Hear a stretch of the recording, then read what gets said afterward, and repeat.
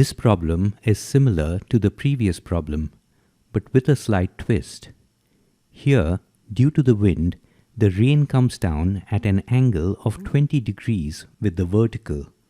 So the rain, as seen by a stationary observer, is no longer vertical. The magnitude of the velocity of the rain is given as 8 meters per second. If the man is stationary, then the rain will strike him at 20 degrees with the vertical.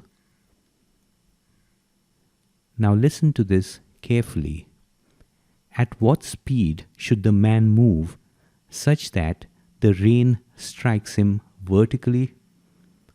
So the man should move with a velocity such that the velocity of the rain with respect to the man is vertical.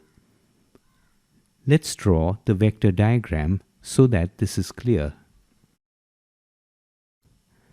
The red arrow represents the velocity of the rain with respect to the ground, and that makes 20 degrees with the vertical.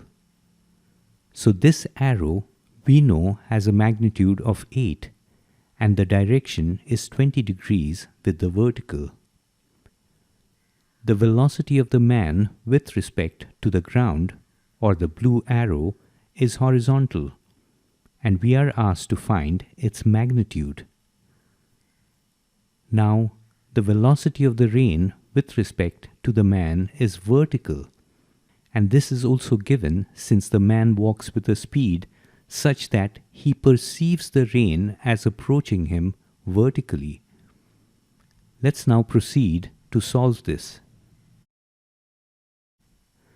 This forms a right-angle triangle, so this is very simple to solve. The vector VR is the hypotenuse in this case, and its magnitude is 8.